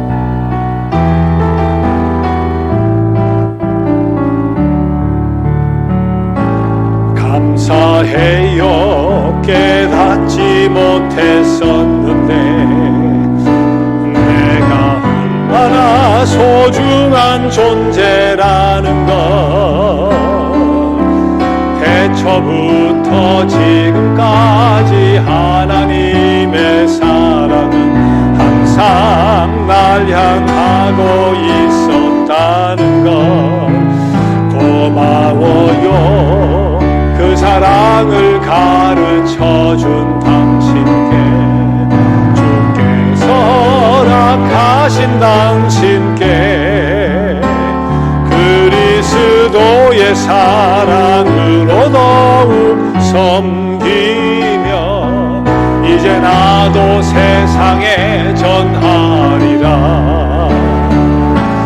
당신은 사랑받기 위해 그리고 그 사랑 전하기 위해 주께서 택하시고 이 땅에 심으셨네 또 하나의 열매를 바라시며 하나님 이렇게까지 우리를 사랑해 주시니 감사합니다. 너는 내 것이라 말씀해 주시고 보배롭고 존귀하다고 말씀해 주시고 그래서 내가 너를 무척 사랑한다고 늘 다독여 주시고 친히 말씀해 주시니 감사합니다. 사랑 많이 받은 우리들 주께서 택하시고 이 땅에 이렇게 세워주신 그 이유가 무엇인가 하는 것을 베델 성서를 통해 많이 생각해 봤습니다. 약속, 의무, 예언 그리고 또 하나의 열매를 바르시고 그 사랑을 전하기 위해 우리를 부르셨다는 사실을 가슴속 깊이 깊이 새겨놓게 하여 주시옵소서. 지, 정, 의 이 3요소의 신앙이 움직이는 그런 신앙인으로 우뚝 설 수 있도록 함께하여 주옵소서. 다음 시간 이르기까지 마지막 우리 정리를 함께하는 시간입니다. 최선을 다하게 해주시고 또 하나님 우리에게 지혜도 허락해 주셔서 그동안 갈고 닦은 실력들 다시 한번 잘 되새기고 또 모든 것을 다시 한번 정리해보는 그런 소중한 은혜의 시간이 되게 하여 주시옵소서. 우리를 부르셨고 훈련시켜 주셨으니 하나님의 거룩한 도구로 앞으로도 계속해서 마음껏 사용해 주시옵소서. 예수님의 이름으로 감사하며 기도드립니다. 아멘. 수고 많으셨습니다. 감사합니다. 감사합니다.